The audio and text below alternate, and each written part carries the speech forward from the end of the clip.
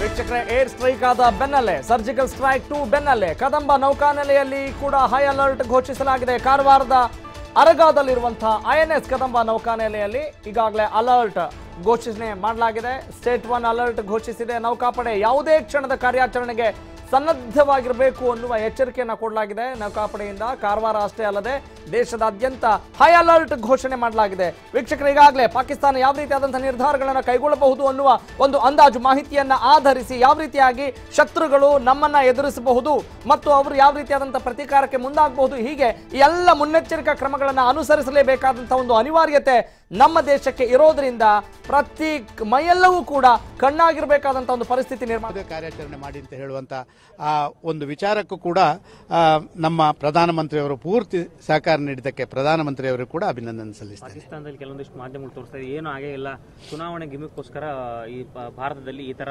ತೋರಿಸ್ತಾ ಇದ್ದಾರೆ, ನಮ್ಗೆ ಯಾವ ರೀತಿಯಂತ ಪರಿಣಾಮಗಳು ಆಗಿಲ್ಲ ಅನ್ನೋ ಒಂದು ಮಾತುಗಳನ್ನ ಮೀಡಿಯಾದವರು ಹೇಳ್ತಿದ್ದಾರೆ. ಅಲ್ಲ, ನಾನು ಹೇಳುವಂಥದ್ದು ಇಷ್ಟೇ, ಏನಾಗಿದೆ ಏನಾಗಲಿಲ್ಲ ಅಂತ ಹೇಳುವಂಥದ್ದನ್ನ ಮೀಡಿಯಾಗಳು ಹೇಳಲಿಕ್ಕೆ ಇದು ಸೂಕ್ತ ಸಮಯ ಅಲ್ಲ.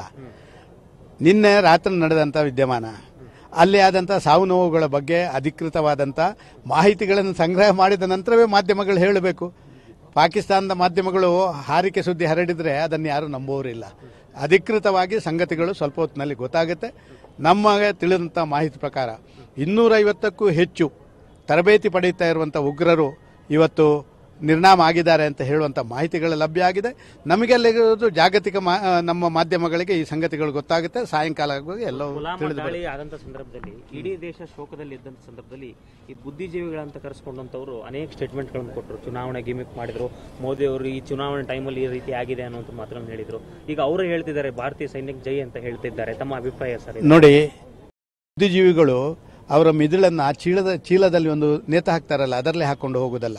ದೇಶದ ವಿಚಾರಗಳು ಬಂದಾಗ ಆದರೂ ಕೂಡ ತಮ್ಮ ವಿಕೃತ ಮನೋಭಾವನೆಗಳನ್ನು ಬಿಟ್ಟು ಒಂದು ರೀತಿಯಲ್ಲಿ ದೇಶದ ವಿಚಾರಕ್ಕೆ ಅವರು ಬದ್ಧರಾಗಬೇಕು. ನಾನು ಅವರನ್ನು ಬುದ್ಧಿಜೀವಿ ಅಂತ ಒಪ್ಪಿಕೊಳ್ಳಿಕ್ಕೆ ತಯಾರೇ ಇಲ್ಲ. ದೇಶದ ವಿಚಾರಕ್ಕೆ ಬದ್ಧರಾಗದವರು ಬುದ್ಧಿಜೀವಿಗಳೇ ಅಲ್ಲ. ಬುದ್ಧಿಜೀವಿಗಳು ಅಂತ ನೇಮ್ ಬೋರ್ಡ್ ಹಾಕೊಳ್ಳುವುದು, ಆದರೆ ಅವರು ಬುದ್ಧಿಜೀವಿಗಳಲ್ಲ.